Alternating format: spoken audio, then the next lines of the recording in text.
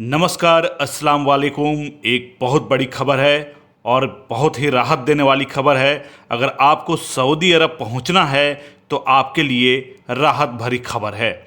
आप सऊदी अरब की यात्रा के लिए उम्मीद कर सकते हैं। सऊदी अरब ने आज सभी इंटरनेशनल फ्लाइट्स पर प्रतिबंध हटाने की घोषणा कर दी है। इसके साथ ही देश ने जमीन और समुद्र मार्ग से भी प्रवेश को हरी झंडी दिखा दी है। आईएएनएस की खबर के मुताबिक समुद्री प्रेस एजेंसी ने यह जानकारी दी है। समाचार एजेंसी सिन्हुआ की रिपोर्ट के मुताबिक 2 हफ्ते का बैन कई देशों में पाए गए कोरोना वायरस के नए स्ट्रेन के खिलाफ एहतियाती उपायों का हिस्सा था। खबर के हवाले से कहा गया है कि सऊदी अरब के गृह मंत्रालय के मुताबिक रविवार को सुबह 11 बजे से इंटरनेशनल फ्लाइट से प्रतिबंध हटाने का फैसला प्रभावी हो गया है। मंत्रालय ने कहा है कि नए कोरोना वायरस पाए जाने वाले देशों से सऊदी अरब आने वाले नागरिकों को 14 दिनों के लिए क्वारंटाइन रहना होगा और कम से कम 2 कोरोना टेस्ट करवाने होंगे। सऊदी अरब में कोरोना का पहला मामला फरवरी 2020 में आया था। वायरस के प्रसार को रोकने के प्रयासों के लगभग 1 साल बाद सऊदी अरब में अब हर रोज कोरोना मरीजों की संख्या घटकर 200 से कम हो गई है। सऊदी अरब के गृह मंत्रालय के मुताबिक अब कोई भी पैसेंजर हवाई, समुद्री और जमीन के रास्ते देश में आ सकता है। ब्रिटेन में हाल के दिनों में कोरोना वायरस नए स्ट्रेन के तौर पर सामने आया, जिसके बारे में कहा गया कि यह पहले के मुकाबले 70% अधिक खतरनाक है। ऐसे में दुनिया के ज़्यादातर देशों ने ब्रिटेन के लिए अपनी फ्लाइट की सेवाएं खत्म कर दी। इसमें भारत भी शामिल है।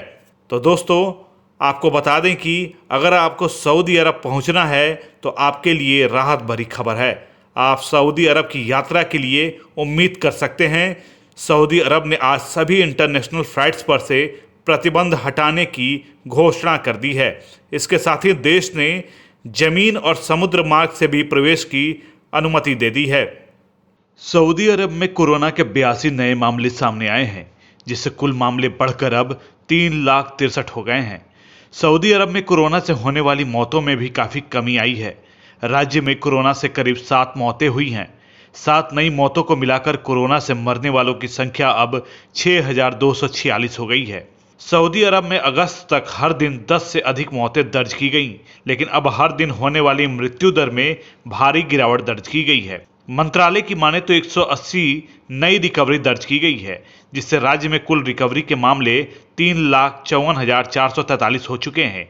सऊदी अरब स्वास्थ्य मंत्रालय के मुताबिक राज्य में रिकवरी दर 97.48% है। यहाँ सक्रिय मामले भी घटकर अब 2,372 रह गए हैं, जिनमें से 358 मामले ही गंभीर हैं। यूएई में आज एक दिन में कोरोना के 1590 नए मामले सामने आए हैं। यूएई स्वास्थ्य मंत्रालय के आंकड़ों के मुताबिक देश में अब कोरोना के कुल मामले बढ़कर 2,13,231 हो गए हैं। यूएई स्वास्थ्य और रोकथाम मंत्रालय ने आज इसकी घोषणा की है। यूएई में आज कोरोना से 5 मौतें हुई हैं। यूएई में कुल मृतकों की संख्या 679 हो गई है।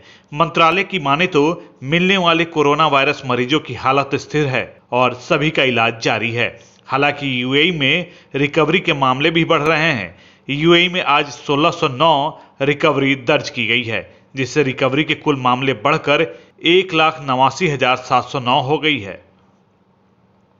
दुबई में प्रवासियों के एक गिरोह को गिरफ्तार किया गया है। इस गिरोह को बिटकॉइन में इन्वेस्ट करने गए एक शख्स से करीब 5 लाख दिरहम लूटने की कोशिश के आरोप में गिरफ्तार किया गया है। दुबई के कोर्ट ऑफ फर्स्ट इंस्टेंस में सुनवाई के दौरान ये मामला सामने आया है। Dubai court of first instance में सुनवाई के दौरान पता चला कि गिरोह ने बिटकॉइन में इन्वेस्टर और उसके 2 दोस्तों पर हमला करने के बाद 5 लाख दिरहम की चोरी करने की कोशिश की। Dubai court of first instance में सुनवाई के दौरान एक 33 वर्षीय मिस्र के नागरिक ने गवाही में कहा कि वह अपने 2 दोस्तों के साथ बिटकॉइन में इन्वेस्ट करने एक बिटकॉइन बेचने वाले शख्स के ऑफिस में गया था। उसने बताया कि उसके पास एक बैग में 5 लाख दिरहम थे। गवाह ने कोर्ट को बताया कि वहां पर पहले बैठे एक शख्स ने बताया कि थोड़ी देर इंतजार करना होगा। तभी वहां 28 और 34 साल की उम्र के 4 यूक्रेनी प्रवासी आ गए और वे उसके दोनों दोस्तों पर हमला करने के बाद बैग में रखे 5 लाख दिरहम की चोरी करने की कोशिश की। इस घटना के बाद उन्होंने दुबई पुलिस को सूचना दी। दुबई पुलिस ने सभी चारों प्रवासियों को गिरफ्तार कर लिया है। इस मामले में अगली सुनवाई अब 11 जनवरी को है।